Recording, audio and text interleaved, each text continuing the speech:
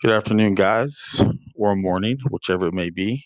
Today, we are going to be talking about the moon phases. The objective by the end of today's lesson is to know the phases of the moon, the order in which they occur, as well as understand what we call percent illumination. In other words, what percent of the moon's surface is visible that is lit up. And that may be a confusing way to think about it, but we'll try to make sense of it as we move through this today. Okay. So this is a lot to learn. This is, you know, some memorization and some application of perspective. Um, but we'll get through it. And if you have any questions, of course, I'm always here to help you. So let's go ahead and get started really quick. Let's just ask this question. If I were to ask you, which of the bars you see on the screen are 100% red, which bar on the screen would be 25% red, which bar on the screen would be 70% red, and which bar on the screen would be about 40 to 45% red. So it's important that you kind of have an understanding of what percentages are, and also a little bit of estimation is important in making sure that you understand these things. Okay. So I just wanted to kind of throw this out there and have you think about it. And again, depending on how I ask the question, I could say, which bar has 30% red, or I could say which bar has 70% blue.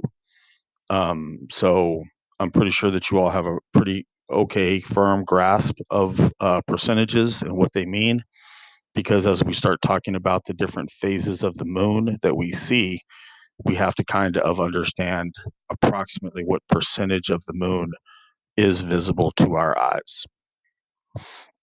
So before we get going, we need to talk about perspective again. Remember, we talked about this last week.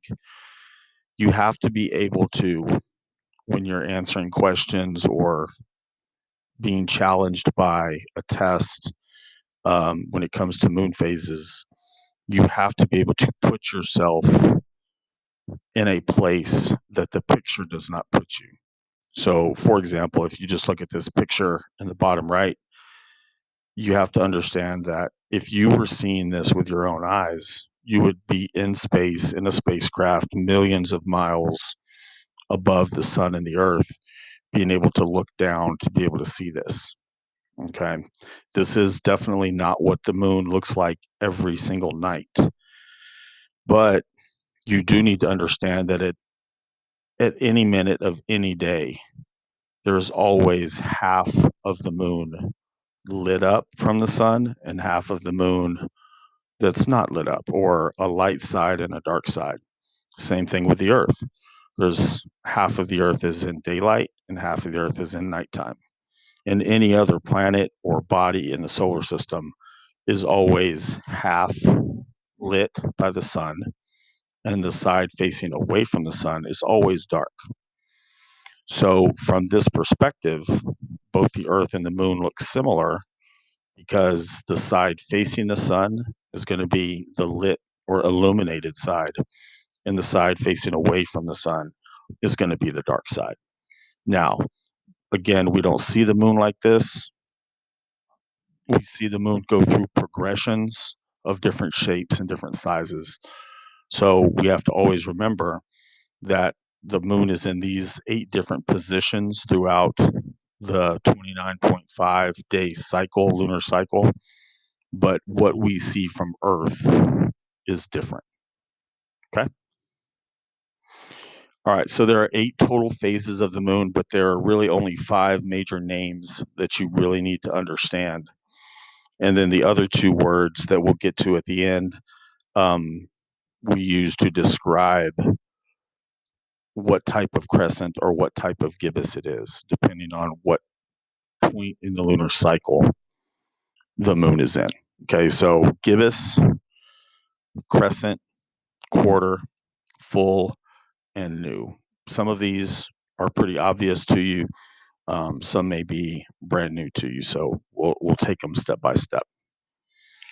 All right. So looking at these three pictures of the moon in your head, approximately what percent of these moons are illuminated by the sun? Now, if I were asking you to write this down on a test or type this into an answer, your answers, everybody's answer would vary to a point, and they aren't all the same. So, for example, A to me looks like less of it is lit than B, and B and C are pretty close to one another as far as what percent of them are illuminated. But the good thing about it is you don't have to know exactly the percent for this type of phase, this phase. You only need to know a range. Okay. So if we're describing the range of illumination of this phase, we would say that it's greater than 1%, but less than 50. So all three of those moons, there is a portion of the moon that is visible to us, illuminated, invisible to us here on Earth, and it's greater than 1%, but less than 50%. And so anytime we see the moon in any one of those situations, we would describe it as a crescent. Okay. And that comes from the French word croissant. Okay. But any moon that is less than 50%, but more than 1% is called a crescent moon. Okay. All right. So looking at these three examples, and I also want you to notice that sometimes it's lit on the left and sometimes it's lit on the right. Okay. But each one of these moons, if I were asking you to answer what percent of them are illuminated, then the best answer here would be right at exactly 50%. And so this occurs twice in the 29 and a half day cycle where the moon is exactly 50% lit, whether that be on the left side or the right side.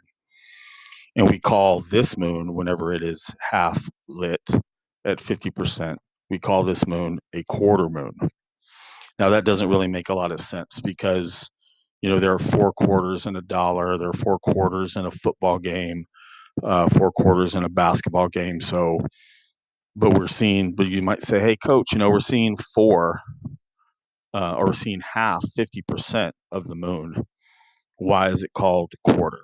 Well, the reason that it's called a quarter is that these two times in the lunar cycle where we see 50% of the moon illuminated occurs 25% through the cycle and 75% through the cycle.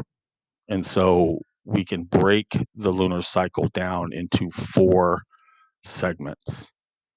And so we call it a quarter because it's a quarter of the way through the cycle.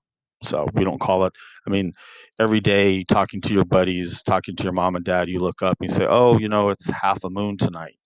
But the technical term for that phase is a quarter moon. Okay. And so looking at these three phases, you can probably guess that if we were judging the percent illuminated that we're seeing from Earth, we would probably be somewhere in the range of more than half, but not completely illuminated. So we would be in a range here of greater than 50% and less than 100. So the crescent is greater than 1, but less than 50. The quarter moon is exactly 50. And this moon is between greater than 50 and less than 100. And we call this moon, this is probably the strangest word of all, of the moon phases. This is called a gibbous moon. Okay. All right. So next one should be easy. Approximately what percent of this moon is illuminated by the sun? And of course, we would say that there's exactly 100% of the moon is illuminated by the sun that we can see from Earth. Remember, it's always completely half illuminated, but it's, again, we're just talking about our perspective from the Earth. So on this one day during the lunar cycle, the side of the moon that is illuminated by the sun, all of it is facing the Earth. Okay. And we call this, of course, the full moon. And then the last one, approximately what percent of this moon is illuminated by the sun? And no, I'm not trying to play a joke on you. The moon is there. I didn't forget it. Okay, so whenever we are looking up in the night sky and we don't see a moon, a lot of times we think, oh, well, it's either behind some clouds or maybe in a different part of the sky. But it's actually possible for them to be up in the sky. But we're only seeing the side of the moon that is not being illuminated by the sun. So again, even if we're not seeing it, it's still up there. And the reason that we're not seeing it is, remember that the moon does not create its own light. The only way we see the moon is because it is reflecting light that is coming from the sun. So if the side of the moon that is illuminated by the sun is completely facing away from us on Earth, then we don't see the moon. Okay. And then we call this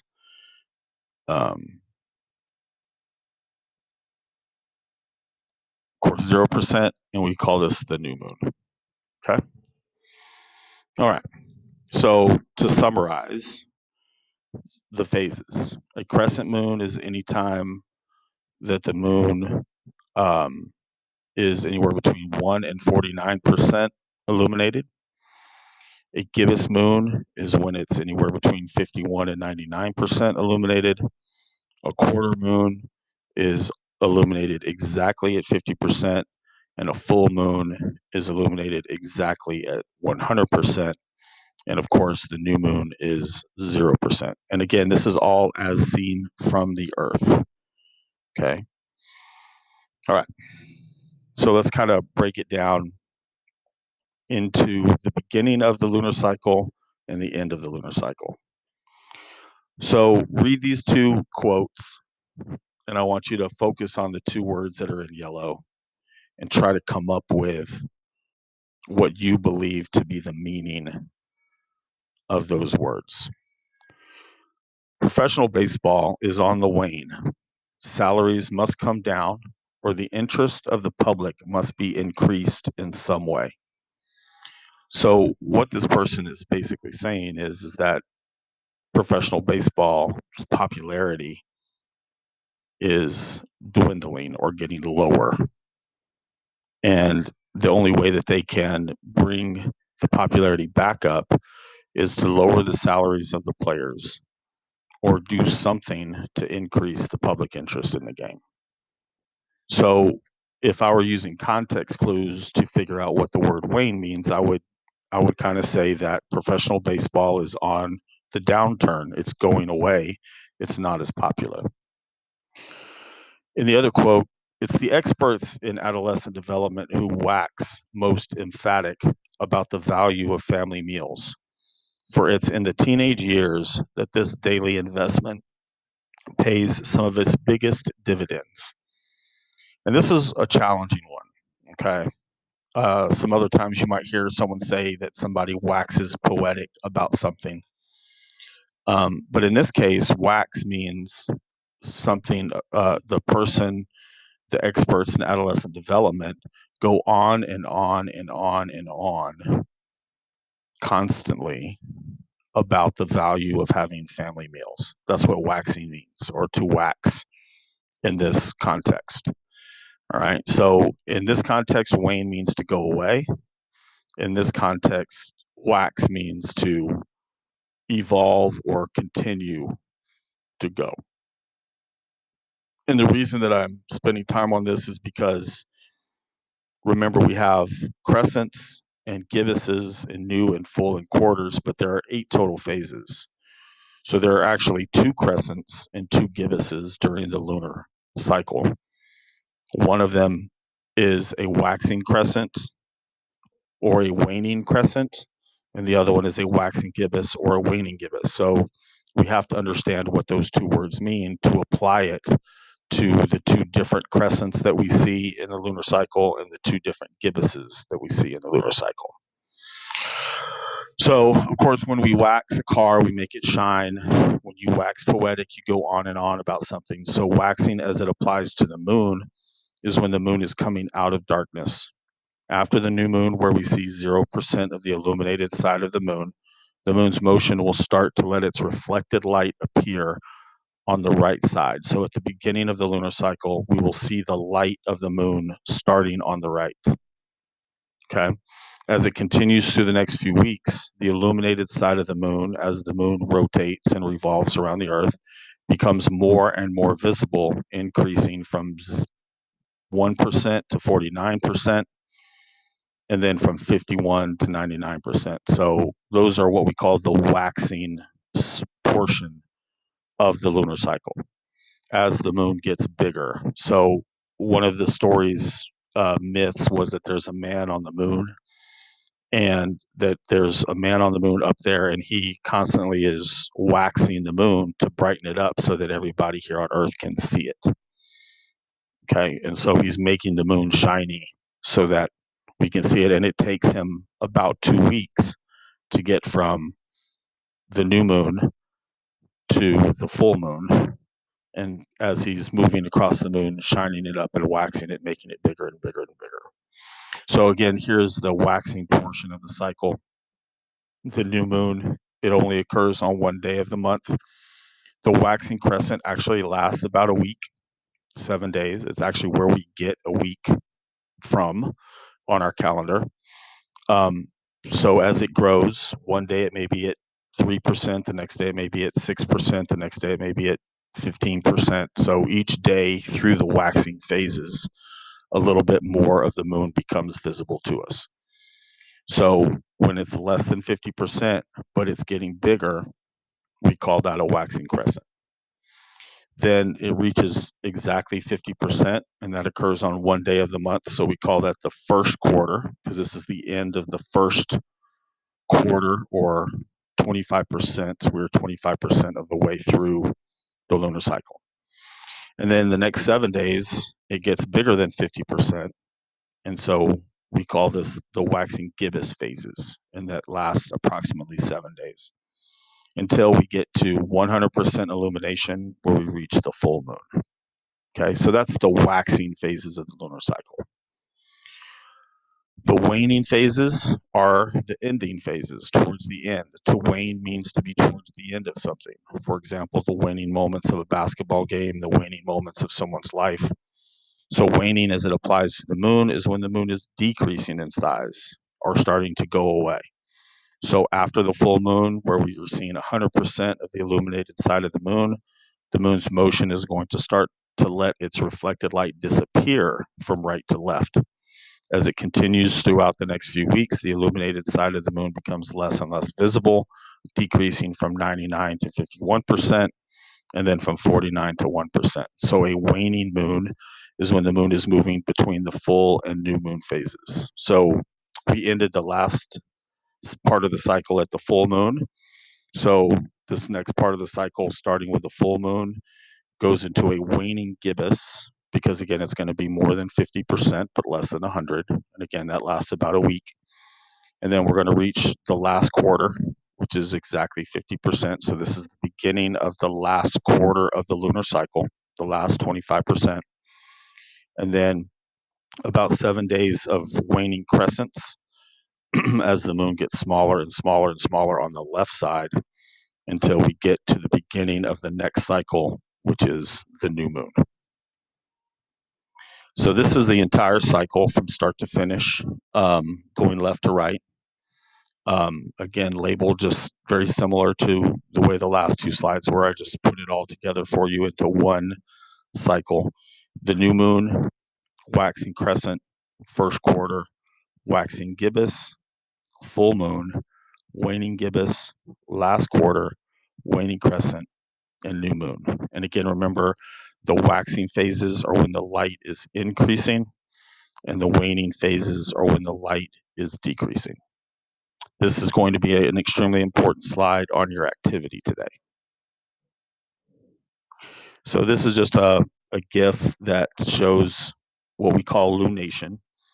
So it's just a sped up process of what the cycle or the phases of the moon that we see from Earth are. So again, we always start with the moon in darkness. Notice that the lights lit, illuminated side of the moon starts on the right and gets bigger from right to left. And then the moon goes away from the left side. So this is, again, all of the 8 phases of the moon pieced together over the 29.5-day lunar cycle. And then I showed this video to y'all last week, but I wanted to share it with you again. It's kind of similar to the GIF that you saw on the slide before, but in this situation, it also shows you the position of the moon as it orbits the sun and how that relates to what we're actually seeing from the Earth. Okay? So again, you have to just remember that it is perspective. It's about perspective. We have to always remember where we are and what the question is asking us. And you always need to put yourself, of course, in the picture that a test may give you on the Earth looking up. Now, as we progress through the rest of this unit, we will talk about how those phases, or what phase we see and what the position of the sun, earth, and moon are at each time. But before we get to that point, I wanted to make sure that you understood what we call the phases, so that when we get to the point where we're looking at the positions of those 3 bodies, you understood what we were talking about. Okay? So again, as always, if you have any questions, let me know. And y'all have a great day. Bye, guys.